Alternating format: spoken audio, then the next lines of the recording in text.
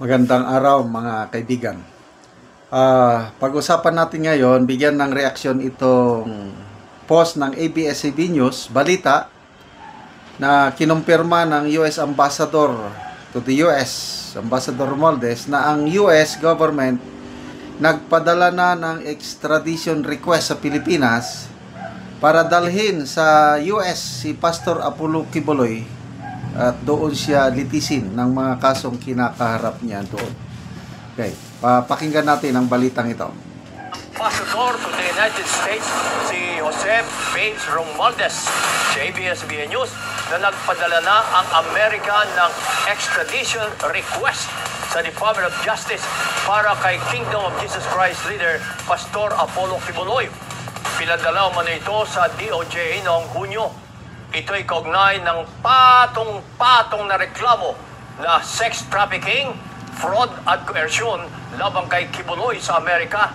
May nilabas na ring arrest warrant kay Quiboloy noong pang Nobyembre ng 2021.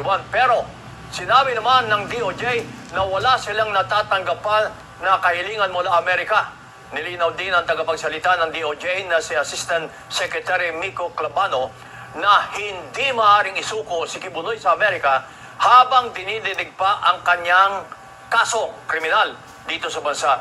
Dapat niya munang matapos ang sentensya ni Quiboloy at sakaling mahatulang guilty bago siya ma-extradite sa Amerika. Pero nasa korte na rin ang kapangyarihan kung mabilis nilang re-resolbahin ang kanyang kaso upang hindi mabimbin ang isang extradition request. So, pag-usapan natin yan, ano? Bago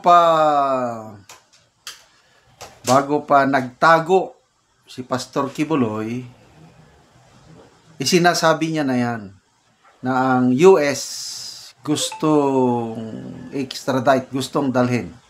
Kaya nga, napilitan siyang nagtago. So, ngayon, nagkakatotoo na. Gustong-gusto talaga ng US na madala sa Amerika si Pastor Quiboloy. So, ito ngayon, anong mangyayari? Kaya ongoing pa ang trial. Ang latest na monitor ko is hindi pinagbigyan ng korte ang request ng kampo ni Pastor Quiboloy na mag-bail, magpiyansa. So, kaya nanatili siyang nakakulong. So, sinasabi ng DOJ na hindi pwedeng ipadala. Ang nagsabi, Assistant Secretary lang. Ano ang posibilidad na isang araw, magulantang na lang tayo na turn over na si Pastor Quiboloy sa US.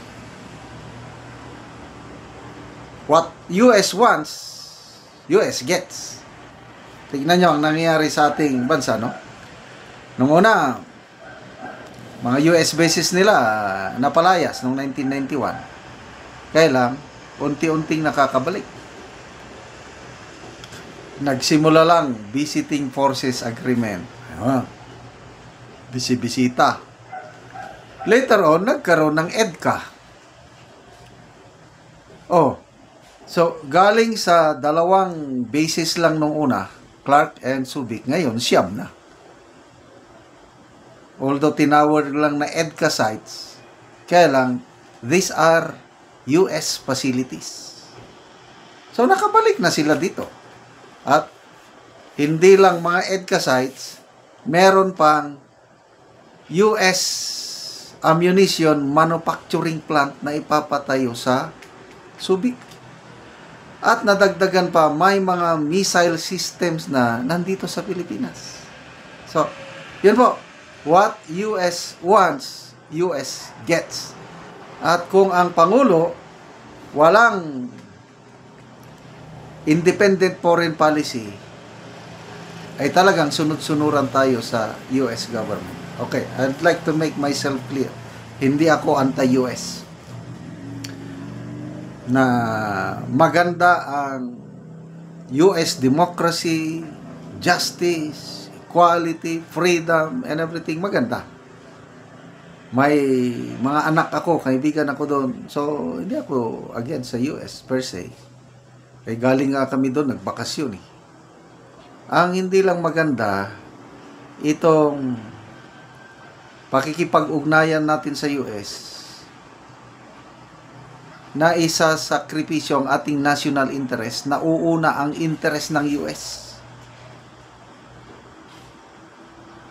Kung sa kaibigan, yes, kaibigan, kaya lang, pagdating na sa interest, mas uunahin nila yung kagustuhan nila, yung nakakabuti sa kanila, to our detriment. Kagaya ito ngayon, nangyayari sa ano?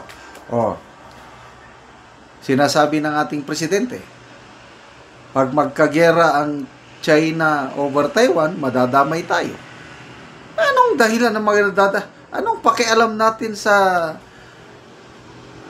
China, Taiwan na probinsya naman talaga ng China ang Taiwan. Kung kukunin nila, anong magagawa natin? Kaya sinasabi ng Pangulo, madadamay tayo. Anong nangyari doon? Ang mga foreign investors, imbes na magnegosyo sa atin, lalayas na lang dahil pinaghahanda tayo ng giyera. Ngayon, mabuti na lang ang US President nagsabi na dahil sa magandang ugnayan niya sa China, sinabi daw ng Chinese President na habang si Trump ang nakaupong presidente, ang China hindi niya atakihin ang Taiwan. Di ba? Di at least mayroon na tayong kapayapaan with that statement. Dapat ganun sana. Para hindi maalarma ang taong bayan na giyera. Ano bang mapapala nyo sa giyera? Akala nyo, madaling giyera ako. Nakaranas na ako ng giyera. Sa 34 years ko sa military service, walang mananalo sa giyera, lahat talo. Kaya pinaka-the best pa rin yung nag-uusap. Okay, balik tayo kay Pastor Kibuloy. Kawawa, at unless proven guilty by court, he's still considered innocent at this time. Sana naman mabigyan siya ng karampatang hustisya. Silang dalawang magkaibigan, PRRD, Pastor Kibuloy, ito na ang kalalagayan nila, parehas na nakakalungkot. Okay, salamat mga kaibigan sa inyong pagsubaybay sa ating channel. Nakakatulong kayo ng malaki sa tribong Talandig ng Bukidnon dahil namimigay tayo sa kanila ng livelihood assistance, nagpapatanim ng saging lakatan at Arabica coffee. Kung may itinanim, may aanihin. Panoorin nyo ang video na ito. Na anak ko sa area ni Uncle Pedro, muna ni ang iyang gitamnan og kape. So kining iyang kape 350 ni. So luag-luag yun ang iyang area. So nakapalibot ni siya nga iyang tanom nga kape. So muna ni ang gihatag namo sa iya nga tag 25 pesos ang kada usa ani nga kape sa among pagpalit. Nindot yun kayo nga kape. 350.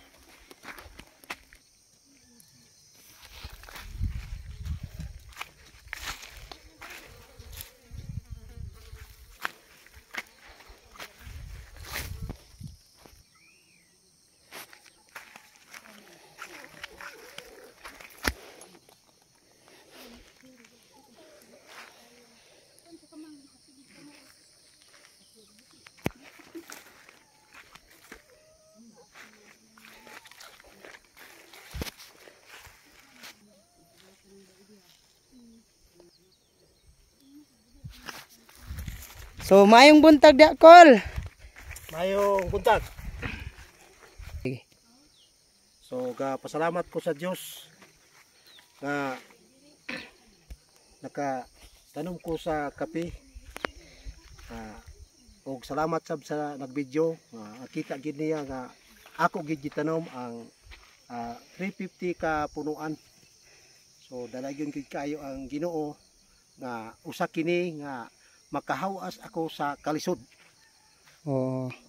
So salamat gid kaayo sa naghatag, nag-sponsor Thank you very much. Salamat.